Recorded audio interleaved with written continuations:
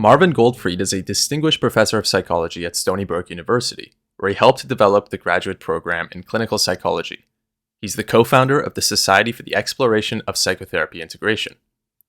Alan Francis is a professor of psychiatry and chair emeritus at Duke, and was chair of the DSM-IV task force. Marvin describes the evolution of his psychotherapy orientation as psychodynamic, behavioral, CBT, and eventually integrative.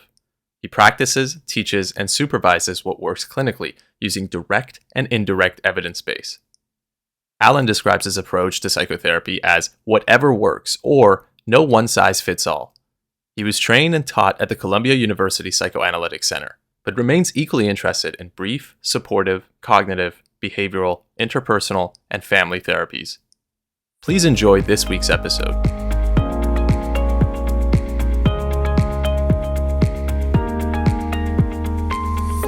Good morning and welcome to Talking Therapy.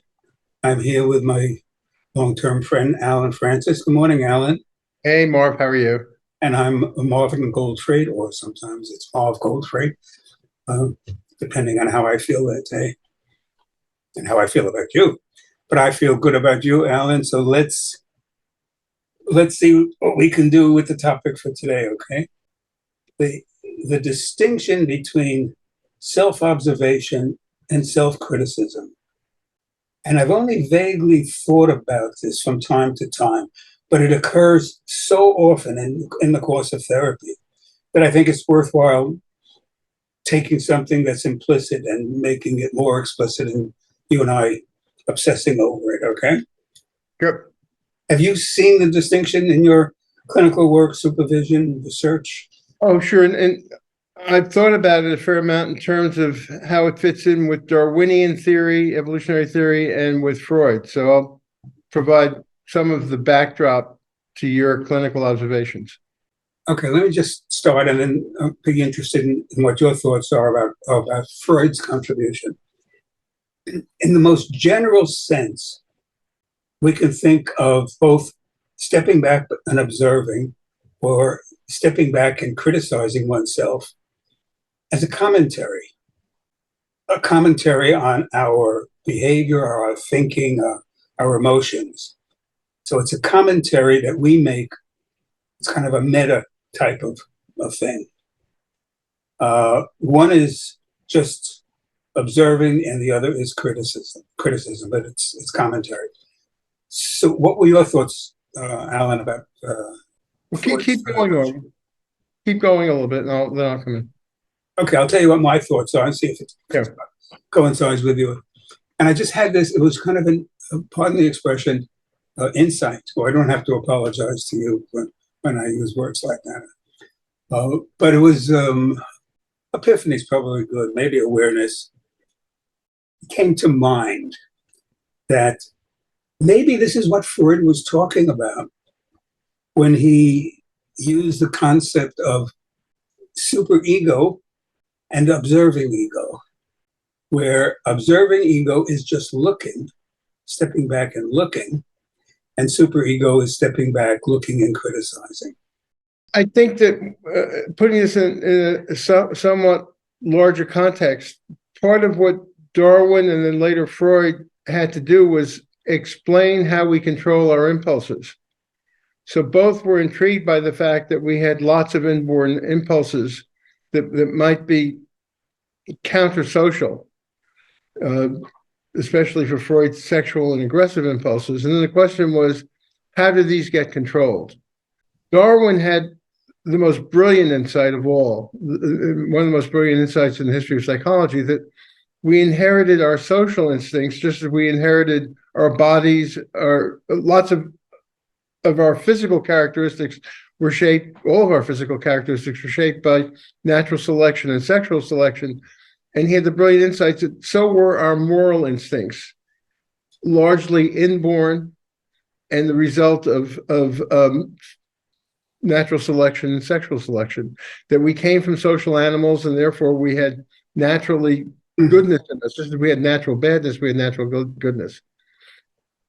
Freud tried to explain it with the concept of superego and ego, that he had a tripartite model of the mind, with the id representing if you want to put it this way, the asocial instincts, the sexual and aggressive instincts, but that we had an inborn superego or conscience that fought against the inborn asocial instincts. And he also posited the concept of ego ideal, the idea that we had within us an image of the person we would like to be, and also that we had an ego, and an observing ego that helped to bring our instincts into relationship to the world. That if people just lived out their aggressive and sexual instincts, we would have a chaotic society and they would be wiped out. And the part of the human condition was to have an observing ego and also a controlling ego, able to control our asocial, dangerous sexual and aggressive impulses. Now, let's try to fit that in with what you're saying. Okay, before that, did he say that, or is this your interpretation? Did he say, who say what? What you just said is very, very clear. Yeah, for the idea of social instincts, Darwin wrote a whole book on, called The Descent of Man. And so he spelled out everything that we might find in modern evolutionary psychiatry about the evolution of altruistic, socially beneficial behaviors. Darwin figured out almost everything, and he had figured this out he wrote about it in 1872. Freud's idea of superego, of ego ideal, and observing ego, all of these are very clearly specified in works between 1895 and 1920. No, I read a lot of this stuff in graduate school. I didn't understand a word of what it was. For the you didn't have me teaching the course. That may be true. But why didn't he just say it so that we could all understand it? But here's the thing. For the first time, and this occurred this past week, this is like after all these years, and I was a graduate student in the 50s. His statement where it is, there shall ego be. It's like, now I get it. Now I get it. He's talking about self-observing certain aspects of oneself that are not working. Right. And self-observing, but also self-controlling. Yes. Not just watching, it's also being able to exert control over impulses. And this is really the issue for today's discussion. But I'm still, pardon the expression again, fixated. I'm for it. You can't stop being a psychoanalyst in your language. Yes, return of the repressed, right. It's the return of the repressed. Seriously, folks,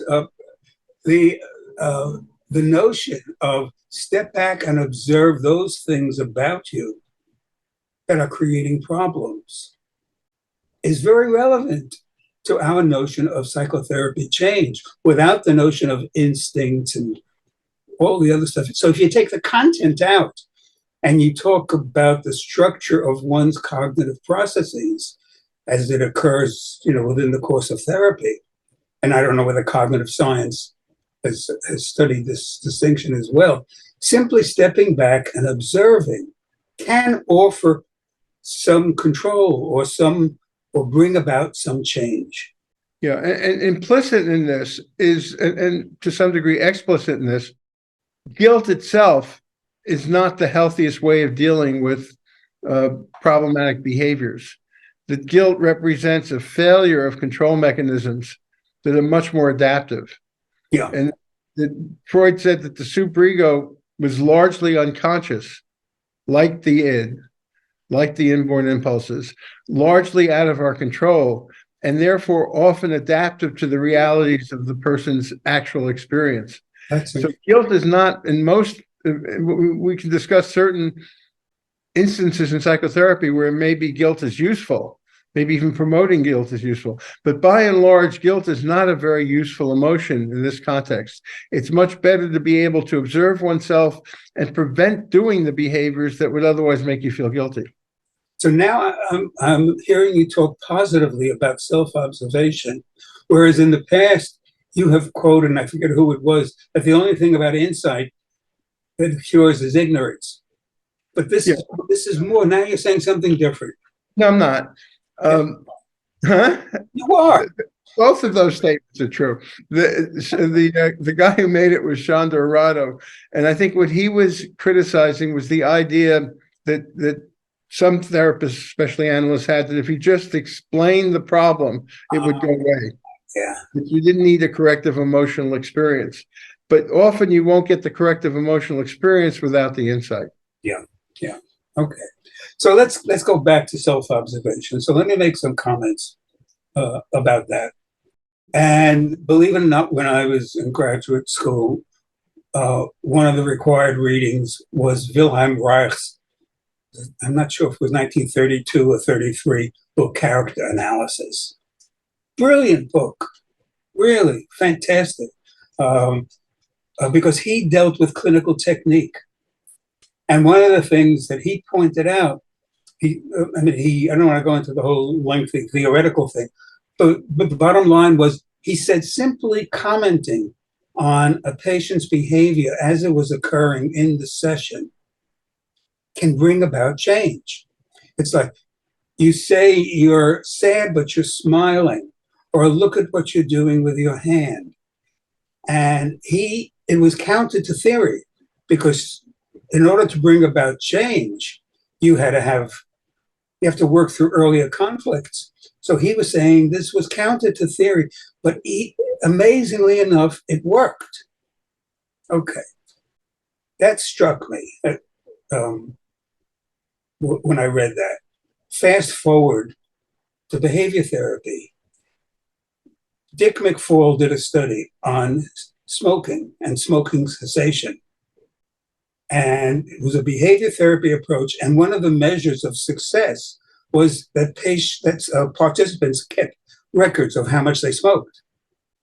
And what he found, much to his surprise, was that simply keeping records reduced the smoking. And this I saw as, wow, this is like what Reich recognized. Self-observation. In the first instance, it's the therapist who's directing the self-observation, encouraging the patient to observe something. In the other, it's the experimenter. So coming from two different theoretical orientations, and coming from one which was clinical and the other which was research, coming to the same conclusion says to me there's something there. You know, and it's such a simple but such a brilliant observation that whenever you look at something, the Hawthorne effect, whenever you look at something, when you measure something, you're likely to influence it. I guess it goes back to the Heisenberg uncertainty principle. Yeah. And in clinical terms, it's impossible for people to be completely the same once they've observed themselves as they might be seen by an outsider. All right. Once you've been able to take that step outside yourself and see you as other people do, it's, by the way, a very tough step. For some people, an impossible step. But once you're able to see yourself objectively, you're no longer the same person. That's right. And if that other person is your therapist, then that is part of the therapeutic change process. But one of the roles that happen except in therapy. That's what very often that ability to step outside yourself and look at yourself, for many people, won't happen except in therapy. Mm-hmm. Well, there are other places where it does happen, and it happens in lots of places, but for some people, right, it's like somebody goes in and observes kids in a classroom or observes people functioning. That observation, the fact that they're being observed, can influence how they behave. Yeah, and I guess to put it more clearly, that all of us throughout life, part of experiences beginning to see ourselves more as other people see us. That's part of what life does to you. It sort of breaks down your capacity to be blind to your own faults, as through life you stumble along and you realize things about yourself you didn't realize before. But one of the things that characterizes patients and differentiates them from other people is they may be less good on their own at learning about themselves through experience. Yeah. They keep on making the same mistakes over and over again without being aware of the fact that they're contributing to the problems in their life. And one of the beautiful things about therapy when it works is that someone who begins to see their contribution to their troubles begins to understand that it's not all happening to them, but they're making some of the troubles happen because of their own behaviors. So for some people, that only happens in therapy. And when it does happen in therapy, it's a very beautiful moment. What you just said in the past minute should be typed up, framed, and put on a plaque in every therapy office. No, seriously, because you said it in ordinary language without any jargon. Really, very, very much to the point. And it's one of the key aspects of therapy. How it's done can vary. But before getting more into the therapeutic situation, let me just throw in one other kind of phenomenon that talks about how people change when they're being observed by themselves or by others. And that's the famous Westinghouse study that brought about the Hawthorne effect. So the Westinghouse plant did some study many years ago. It was a Hawthorne, was the name of the plant, where they wanted to see whether changing in lighting would increase productivity. So they changed the lighting, and lo and behold, productivity changed. But then they later found that it wasn't the lighting, but the notion on the part of the workers that they were being observed that created the change. So it's a very, very simple, powerful kind of change mechanism. Yeah, I think that it goes to the question of social learning more generally, that our behaviors are very much shaped by what we're born with, but they're also very much shaped by the environments we live in. And that people's behavior is very much shaped by the social surround, what they see and learn in their families, what they see and learn amongst peers, amongst fellow workers, friends, and that the norm of behavior that a person has is partly something he brings to it, but something that's also influenced by the outside. And I think what therapy does is bring a new outside. Mm-hmm. That the forms of behavior that were shaped by the previous social structure of the individual are now augmented and maybe contradicted and maybe extended by the fact that there's a new observing process. Yeah. It's the observing of the therapist, and then that becomes internalized as the patient begins to see himself as the therapist may see him, and as he begins to notice things about himself that previously would never have been made conscious. Well, an interesting kind of thing is, and I don't know the answer to this because I don't know the ins and outs of psychoanalytic therapy, at least in real clinical depth. You've been doing it your whole life, Marvin. What? You've been doing psychodynamic therapy your whole life. Well, okay, but here's an experience I had. You use a different language. Yeah, that's true. But here's an experience I had when I was much younger. And I went into therapy, and it was to see whether I was interviewed to see whether I would be a suitable patient for psychoanalysis I'm not sure whether it was psychoanalysis or psychoanalytic therapy. I was very young. I knew very, very little about that. And it turns out that I didn't qualify.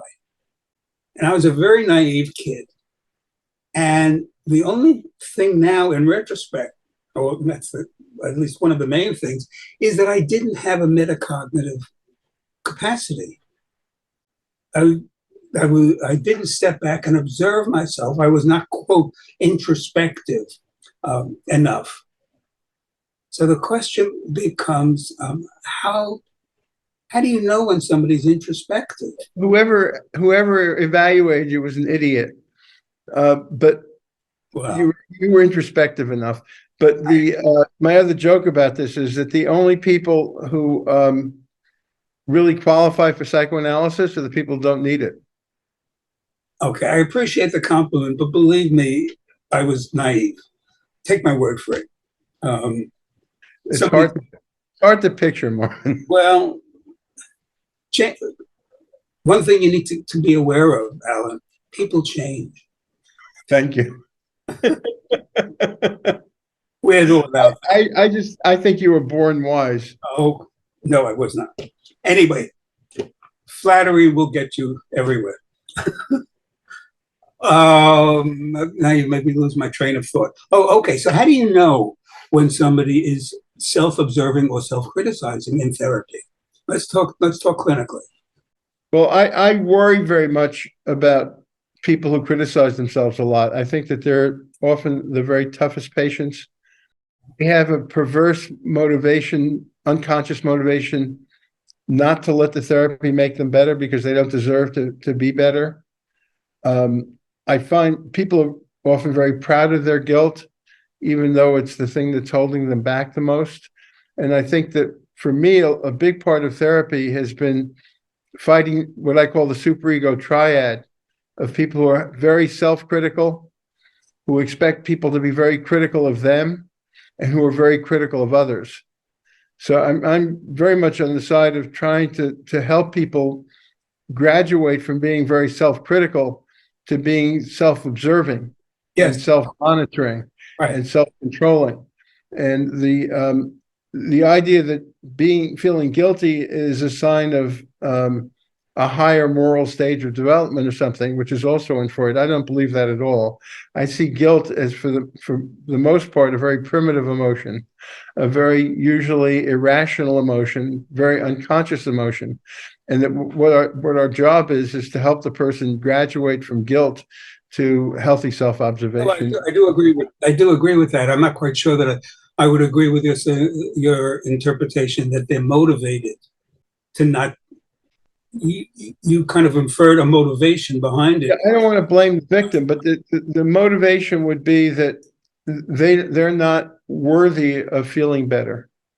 Yes. And that anything in their life that helps them, anything in the treatment that's positive, is often then the cause of a rebound sense of guilt and depression. Yes. Yes. Clearly, there are some patients where you say something nice about them and they get very uncomfortable. And that may be a kind of a clinical clue that you are making an observation of their competence. And it's like, no, I don't want to hear that. Yeah, sort of like on the one hand, I don't deserve the compliment. On the other, you don't really understand how bad I am. If you really knew me, you wouldn't be saying nice things about me, because I know myself better than you possibly can. And I realize how terrible I am as a person. Yeah.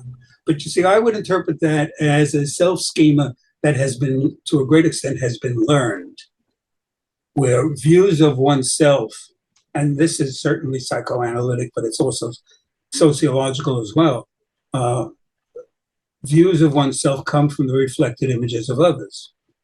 So if the person is treated in a negative way and criticized a lot, either growing up in the family situation or by peers, they develop a negative schema early on, and schemas are very hard to change. And if you say something that's inconsistent with that schema, it doesn't compute. I think I would agree completely that there's a very large social component, but it also, I think, is probably true that people are born with different levels of intensity of the capacity for anger and for guilt, two emotions that tend to go together quite a bit. And that some of it may be innate, some of it may be nature, but however it starts, it certainly can have a very corrosive effect on the way the person sees themselves, the way they see the world, the way they think the world sees them. Yeah. And this, I think therapy for many people is a battle against the superego triad. Again, trying, as you stated in the beginning, sort of trying to substitute self-observation for self-criticism. Yeah. Self-observation and self-control help you adapt to the world and understand it better and work better within it.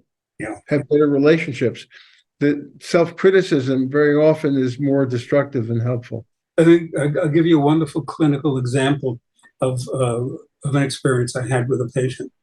And this was a person who was very self-critical, and during the course of the session, they made a self-critical comment, and I did an observation to try to get them to self-observe, saying, you notice what you said just now. You were criticizing yourself. And then they said, oh, I wasn't aware of that. Damn it, I do this all the time. And then they went in from self-observation to self-criticism. That's a beautiful example, that the pointing out self-criticism in itself can be a very useful way of, and one of the expressions that Freud used for this is taking something that was previously ego-syntonic and making it ego-dystonic. That a way of being that seemed to be completely natural through the process of self-observation fostered within the session becomes, oh, there I go again. And why do I constantly do the same pattern of being self-critical? How do you get them to shift into pure self-observation? Well, I'm not sure anyone is ever capable of pure or lessen the criticism. Yeah, but I think, I mean, these terms, unfortunately, because everything about Freud has been tarred over the years, it's hard to use terms that he introduced, even when those terms are useful. But the idea that something that was previously ego-syntonic, this is who I am, through the process of the therapist pointing out the behavior, its stereotype nature, what are the triggers that bring it out, gradually becomes ego-dystonic. You're able, and what that means is you're able to observe yourself rather than being completely full of yourself. You're able to see yourself and understand this is the way I am, rather than to just embody it. And it's what you at the beginning called observing ego. Yeah, but let me see if I can translate that jargon. Go, please. Were you aware? I wish I could. Were you aware that you were speaking in jargon? I hated it as I was saying it. So you translate it into common, useful speech. I will observe, so to help you to self-observe. Becoming aware of what is causing the problem in your life can motivate you to change what you're observing. And to be different. To be different. That it may be automatic and you may not have thought that there was anything wrong with it. But with the help of a therapist, there's the realization, well, maybe this is why I am having problems in this aspect of my life. It's hard to be motivated to want to be different if you don't first have the self-observation to realize what you're really like. And most of us go through life blithely unaware of what we're really like. And the more we can develop and the capacity to see ourselves as others may see us, the more we're able to smooth off the rough edges. I like when you don't speak in jargon. Thank you. No. I needed your observing ego in order to correct. So, okay. So what are the take-home messages here? Take-home message for the One of the therapist. things that's very useful, and especially for people who are trained in too inflexible a cognitive behavioral manualized way of looking at things. One of the take-home messages is that the behavior in the sessions is itself enormously valuable in helping the therapist understand the troubles the patient has and being able to convey to the patient some explanation for previously unexplained problems they're having. The stuff that happens between the two individuals in the sessions are kind of paradigm for helping to improve observing ego. Oops, slipped there. You started out with observing ego, Marvin. Sorry. Okay, well. Simple bottom line, self-observation can help in producing change. Self-criticism perpetuates the problematic issues in a person's life. Yeah. Which may be, and self-criticism may be directly related to some of the problems. And one of the things that therapy does almost better, maybe better than any other human relationship, is to help people improve their self-observation skills, the accuracy of their self-observations. Well, that's interesting because very often when I'm working with somebody and it's within a CBT framework, I'll say, you know, there are certain automatic thoughts you have that are creating problems and you may not be aware of them. So a good way to start is to pay attention to these thoughts. And we talk about them in therapy. It's like you are so slavishly dependent on everybody liking you, where it's impossible. So just be aware of that. And then they become more aware. Or even before they do this, they'll say, yeah, but if I'm aware of it, then what do I do? And I would say, let's take the first step. Just become aware. Yeah, and I said the exact same thing. Just becoming aware changes everything. Sometimes. Yeah. And the other thing is, discuss the role of diaries in helping people become aware outside the session. Yeah. Or the key aspect, the technique in CBT are the thought records, where you write down how you felt and you write down what the thought was that may be behind that, and then you change the thought and then you notice how you feel, which is good, which is fine. And see, the only problem I have with that is CBT therapists do this without knowing why they're doing it, without knowing the process behind it. It's like, oh, okay, I'm learning to be a physician, so here's what I need to do according to the Merck manual. I don't know why I'm doing it, but I'm just following orders. And I think that's therapy, but it's not good therapy. Yeah, it doesn't make clear to the patient, because it's not clear to the therapist that the process of doing this is helping you be more self-aware, and that the self-awareness is itself a powerful tool for changing in the ways you want to change. Yeah. We have to stop. But I'm thinking that this big push toward meditation and self-observation is very, very popular, and it may or may not be related to this, but it's in essence, it's practicing self-observation, but it's a very different form. It's a much more focal self-observation of perhaps breathing or focusing on thoughts, but it doesn't extend it, I don't think, sufficiently to the notion of changing one's thoughts. But maybe that's a topic for some future discussion. Okay, well, you help me self-observe. I promise myself, not you, but myself, to try to keep my jargon down through self-observation. Well said. Good week. Talk to you next week. Bye-bye.